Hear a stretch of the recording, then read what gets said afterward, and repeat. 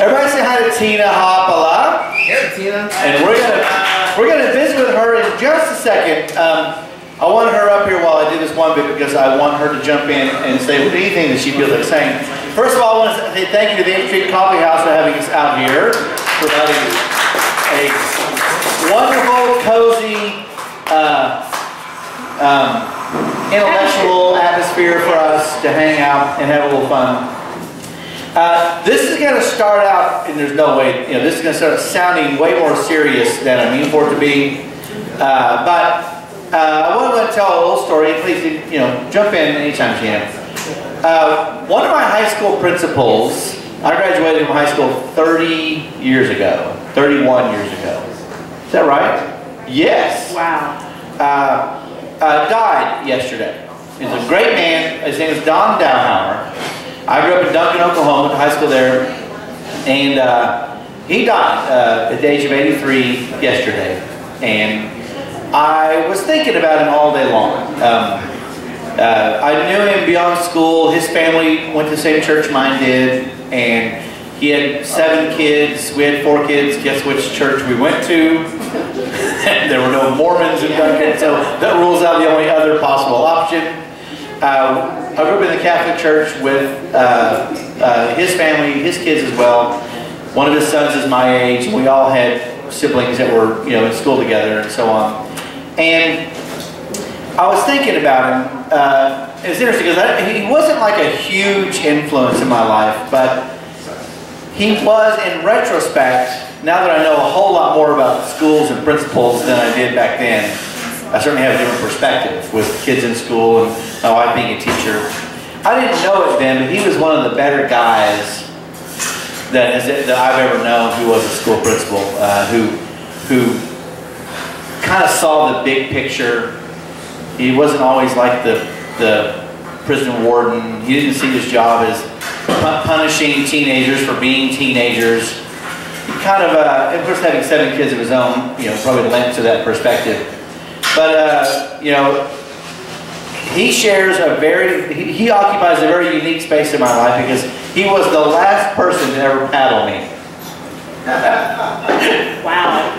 In which, one would, well, I think that would be sort of a noteworthy thing anyway. I think even as it was happening, I knew it was the last time I would be paddled because it was 3 days before graduation.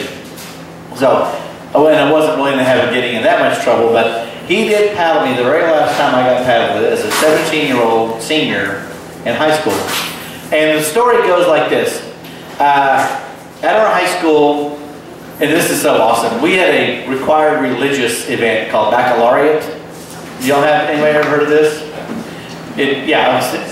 Where you were required by the public school to attend a church event, a religious event, if you were a senior. It was usually held a week before graduation. It made no pretense of not being a religious event. But being 17 and having grown up in Duncan, Oklahoma, I didn't know this was something you weren't supposed to do. And it probably in Duncan, Oklahoma still isn't something you're not supposed to do.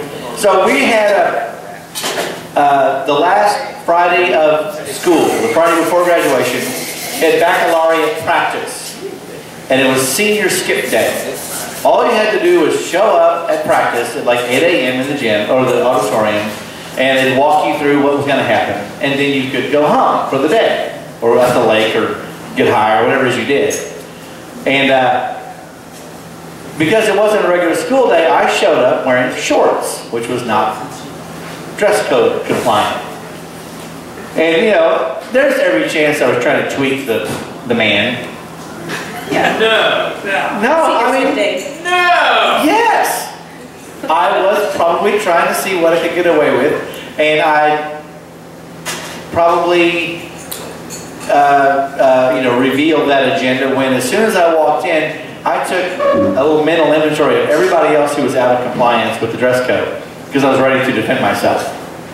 And I saw guys wearing hats in the building. You can't wear hats in the building. Saw people wearing like beer T-shirts. You couldn't wear anything branded with an alcoholic, name. So I had this little list of other offenders. You were a prepared troublemaker. Always. Well, so when he saw me wearing shorts, he pulled me out of the line.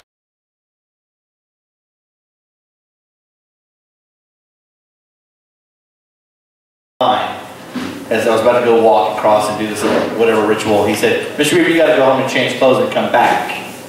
This whole thing wasn't going to last an hour, and I was just like, no, I mean, we're not in school today. Why do I have to, you're out of compliance with the dress code. So we're not in school. Well, you're on the school property. I said, well, I come here all the time on the school property out of dress code. You know, for meetings and other things.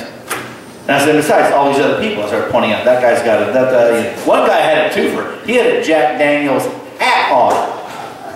He had 2 stripes with one accessory.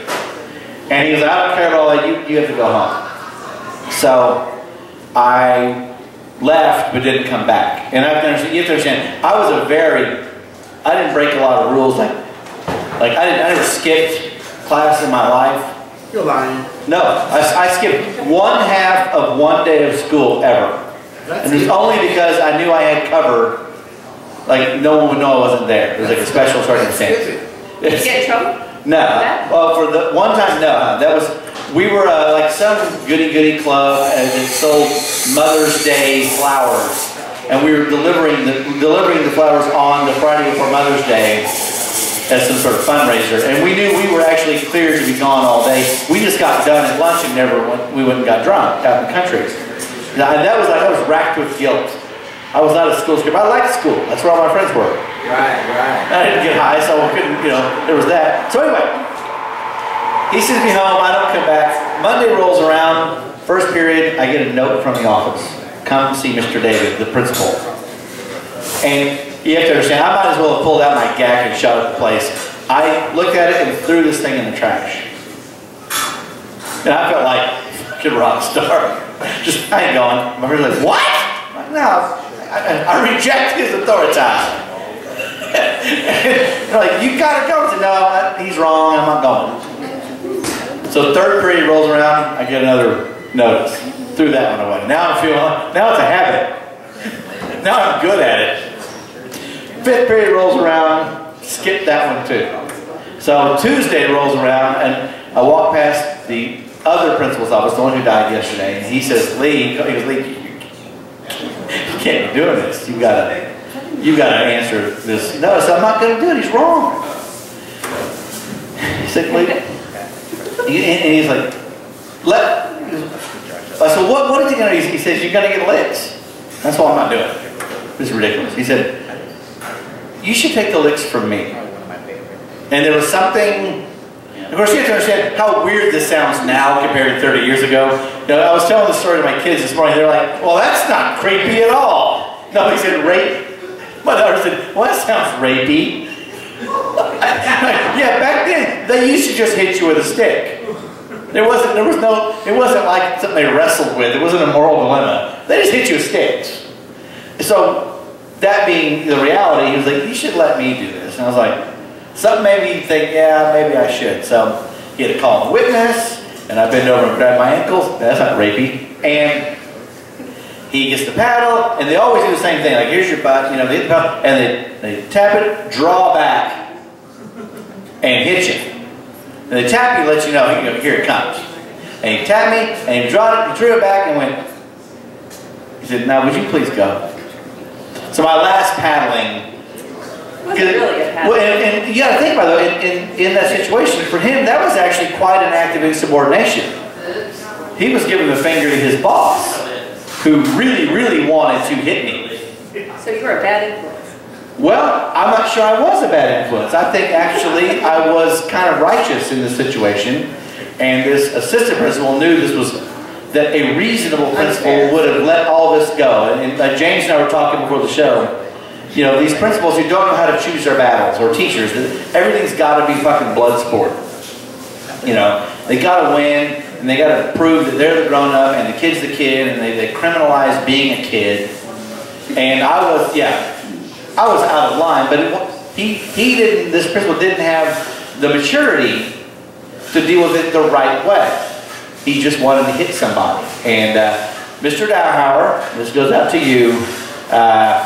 I didn't know at the time, but you were giving me an example of how grown-ups act, and I appreciate that. So that's my shout out to Don Dowhower, and I will make sure that his family members see this video and know that Dad left a lasting impression here, but not here. See how I brought all that home? Damn, I'm good. Just made that up.